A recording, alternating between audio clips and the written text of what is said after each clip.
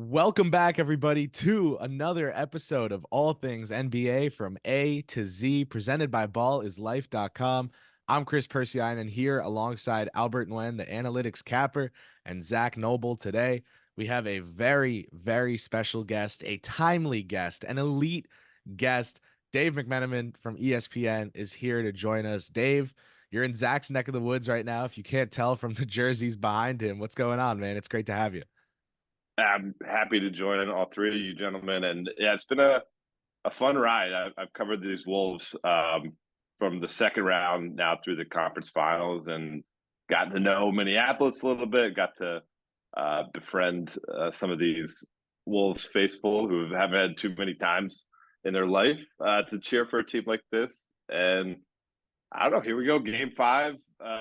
It's a team that's trying to pull off the unthinkable, the unprecedented, to be the first team in league history to come back from down 3-0 to win a series. So far, 0 and 155 is the record of teams trying to do it, but they're trying to be the one team to, as Karl Anthony Towns says, put one in the left column and win this series. Yeah, we'll certainly talk about that. But first, I want to throw a little scenario your way. If I were starting eventually a company with the goal of, putting out great sports picks and everything, maybe I would start a podcast with Albert over here and, maybe get to know him a little better, test him out. JJ Redick, you described him on the Rich Eisen show as a leading candidate for the Lakers gig. And I'm just curious about what your thoughts are on all of this news lately. I've described it to people within the industry, I guess, as if the Lakers end up hiring JJ Redick, and certainly the momentum is pushing that direction, it'd be a worthy gamble. He is someone who has carved out a space in the game basically through his own inertia and force of personality. Obviously, the Duke pedigree speaks for itself, but look at the way his career started on the bench with the Orlando Magic and had to scratch and claw to find his way to become a rotation player. And early stage of his career, he goes to Milwaukee, not too effective either. But once he kind of found the flow with the Clippers, he's able to parlay that into a really lucrative and successful 10-year career or 10-year prime, I should say, between there and Philadelphia. And so it wasn't just that. So he's a self-starter, that shows you. And it shows you that he's still connected to the modern game because he only finished playing a couple of years ago. But he also had the foresight to start a podcast as a player. And that kind of just is an example of who he is as a person. He was someone who looking to maximize what he is capable of. And that's what the Lakers' next head coach will need to be. Someone who can take this roster that is certainly not ideal, find a way to maximize it, find a way to have the wherewithal, the confidence, the backbone to stand and take a few hits, take a few punches, recognize that the last two head coaches were fired and one of them won a championship. And was still subsequently fired. And so it's not always going to be fair. It's not always going to be easy. It's going to take a special type of individual. And I think those are the qualities that the Lakers see in him. And then just he's an excellent communicator. He knows the game really well. He can simplify it. He can pass that on. And that's going to be valuable in trying to bring, again, this group together that some of this roster made the Western Conference Finals a year ago. Some of it's completely turned over. And the Lakers front office, whether they really believe in it or they don't want to have the finger pointed at them, they are telling the next head coach that this is a championship level roster. So you need to do something with these ingredients and cook a meal. Dave, one of the things that I wanted to get to, and it's a little correlated to what we just talked about with JJ, but his relationship with LeBron James, the podcast that they're doing together, some of the off-court stuff they're doing together. But If we talk about LeBron James, and it's crazy that I'm asking you this question, Dave, just because I'm a big fan of his.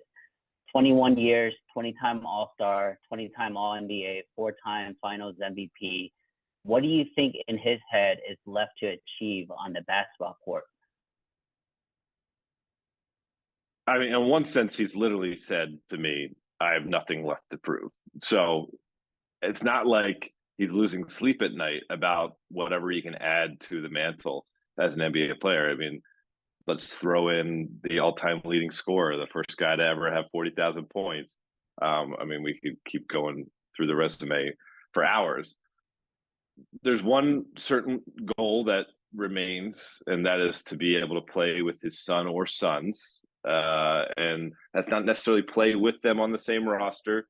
Let's be clear here. There's no demand from LeBron for the Lakers to draft Bronny.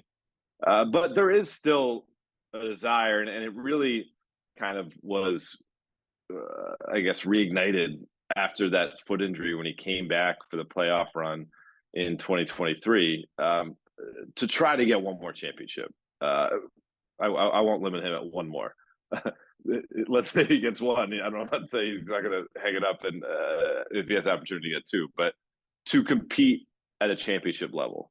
And it was really taxing on him and the franchise coming off the championship in 2020, what that team went through in the 21-22 season. It quite frankly it wasn't fun for him anymore. And it did make him think about how much longer do I want to do this thing? Because I'm putting so much into it and what am I getting out of it? But if the franchise can support him with a competitive roster that, has a chance to compete every night, that's the main goal here. And if you can knock off a championship along the way and share the court with Bronny or maybe even Bryce too, if he plays a couple more years, that'll be enough for him to kind of transition into all his other off-court interests. Dave, that's so insane that you're mentioning Bryce into this equation too. That's like, I don't know, 3-4 years, right? What's the exact timeline on Bryce? 3? He'd have to play 3 more years Jesus. to play with Bryce. Yeah. It could change between now and then too. So it could be 2 years. You know what I mean? So Bryce is a rising senior, I want to say. So you're talking about at least 2 more years to play with him. But if the one and done rules changed in a couple of years, it could be 2 more years. Was there any inkling that LeBron was looking elsewhere at all, or was it just the Lakers? No questions asked. Why even consider anything else? I mean, I haven't reported about him looking elsewhere. One thing that I have reported is the notion of, and I know some other people have reported this in terms of teams being interested in looking at Bronny for the chance of getting LeBron to come as well. I haven't heard that anything whatsoever that would be a package deal or it'd be any sort of tree that you'd want to be barking up. So, I think Keith Pompey of the Philadelphia Inquirer reported Sixers may be interested in that scenario. Jason Lloyd at The Athletic wrote more hypothetically what it would look like if the Cavs were to draft Bronny because they have a late first-round pick, and LeBron did say on the record to The Athletic a couple of years ago that money wouldn't be an option when it came to this stage. LeBron James isn't going to take anything less than a maximum salary here. So, no, I think what we're really talking about is LeBron James with the Lakers. The question mark is how many more years? Is it 1, 2, or 3? And a separate question is where does Bronny James end up in the NBA draft? Love it. What about JJ? I mean, is it mainly he's looking for his assistants right now before this deal gets wrapped up to give his confirmation, you think, or is there just hesitancy on being the Lakers' first job? Is it JJ's court right now? JJ hasn't been offered the job. Okay.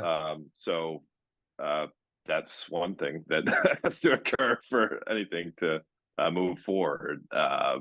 And obviously, it wouldn't be just JJ vetting his assistants, as we've seen as the Lakers have gone through the hiring process. And I covered the Lakers for 6 years, and then covered the Cavs for 4, and now I've been back covering them for 6 years. So this current regime of the Lakers, I've covered Luke Walton being dismissed. I've covered the Frank Vogel hiring and firing. I've covered the Darvin Ham hiring and firing.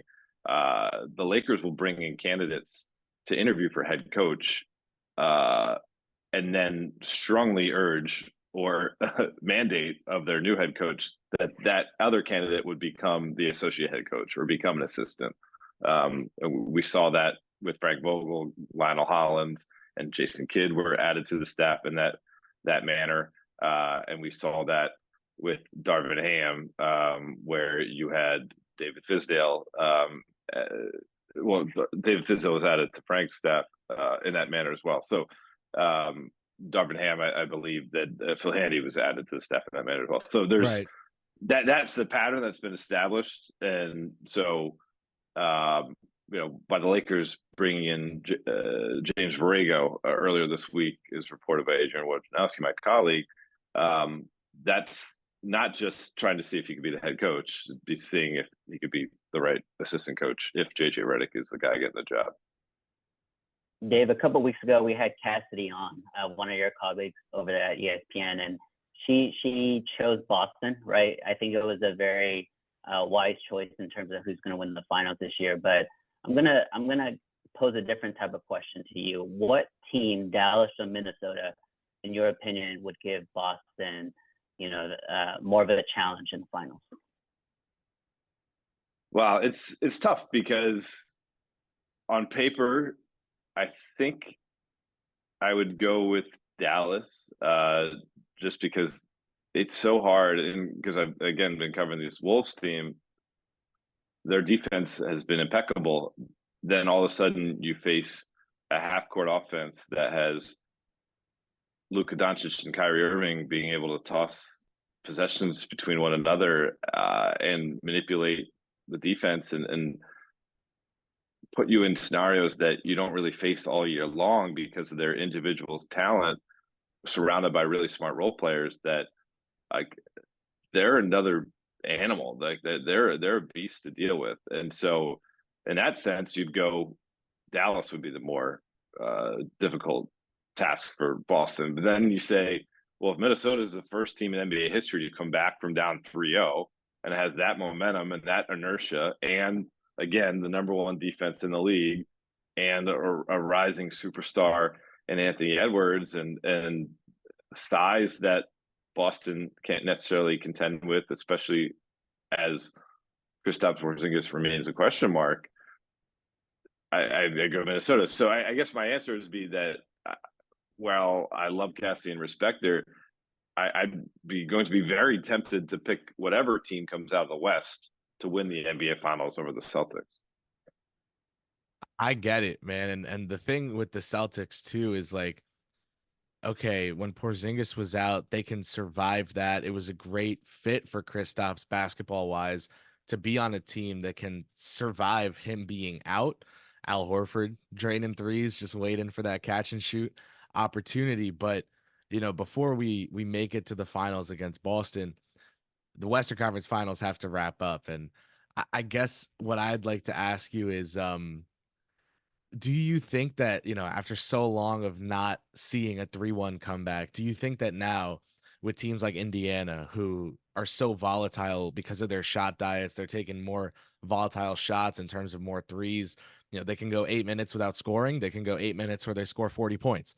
Do you think a 3-0 comeback is even possible in today's NBA? Is it more possible than before?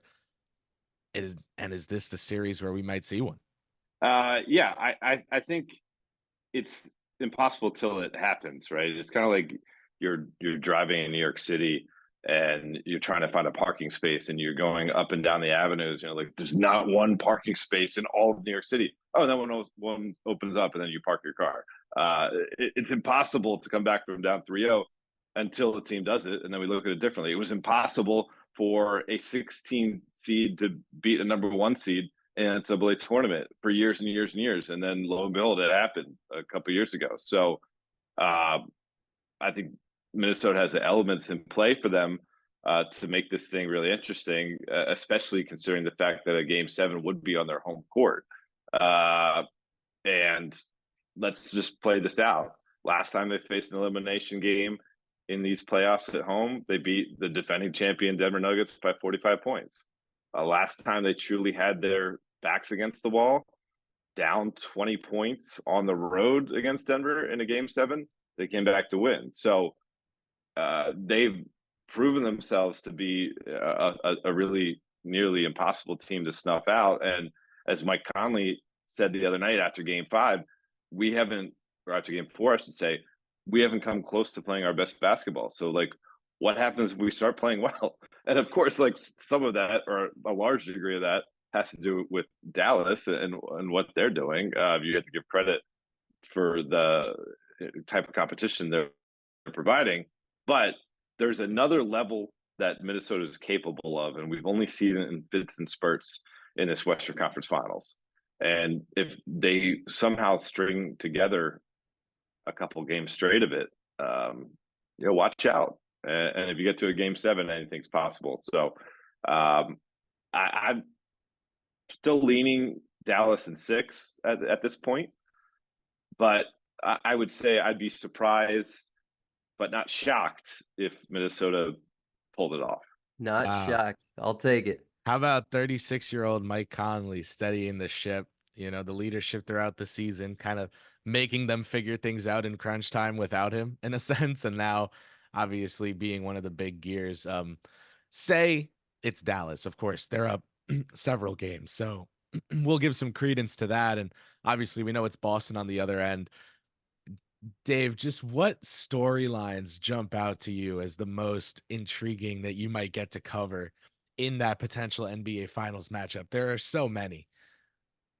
Well, obviously, you start with Kris facing his former team and Kyrie facing his former team, and more so, obviously, Kyrie is going to be the story leading into this thing, and how he will respond to kind of looking back at that time where he was talking about having his number hung in the Raptors, and all of a sudden he's playing for another organization. So I think that's a huge one. I think the idea of this Celtics group, if they don't get it done, how we look at 6 Eastern Conference Finals appearances in 8 years, including 2 Finals appearances in that time with 0 rings, and what type of patience we're going to see from that organization in the offseason, if that doesn't result in them winning a championship.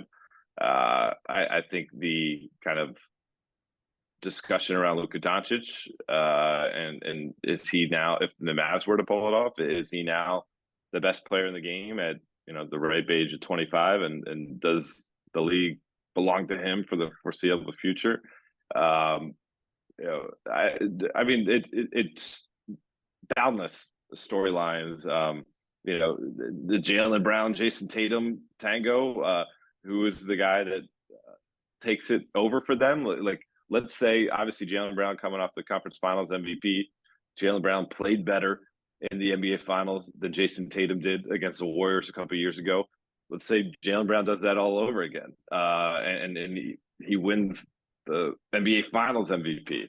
Does that upset the balance of power within that organization? Like, there's just so many things to consider. And the thing that excites me the most, obviously, is what actually happens in the games. And I think we'd be in for a 6 or 7 game NBA Finals, which would be a worthy cap to what's been a very good playoffs. But I don't know if there's been too many like classic series. Even the Minnesota Denver series, there was a lot of blowouts. The Game 7 ended up being really compelling, but it would be great just to have a classic NBA Finals to kind of represent how good these playoffs were, even though we weren't necessarily gifted with, even like think about Indiana Boston. That was a really good series. All 4 of the games were, or I guess 3 of the 4 games certainly were ones you want to watch down to the wire. But it's a sweep. It's just nice to get like a long 6-7 game series. Dave, thank you so, so much, man. We know we got to let you go, but we really appreciate you taking the time. Your coverage has been pretty good throughout these playoffs, and we really appreciate it. I'm going to foist our listeners over to your Twitter page at MCTEN, or I guess X page, I should say, but go give Dave a follow if you somehow do not. Thank you so, so much, Dave, for taking the time, and we really appreciate you. Good luck with the rest of these incredible 2024 NBA playoffs. Dave, Thank you. enjoy And Minneapolis. Get yourself a Juicy Lucy, man. yes, sir. You guys all strike me as gentlemen who respect wood, or at least respect hardwood. So I appreciate that send up. Thank you, man. Love it. We'll See you Enjoy, man. guys. Later. All right. Take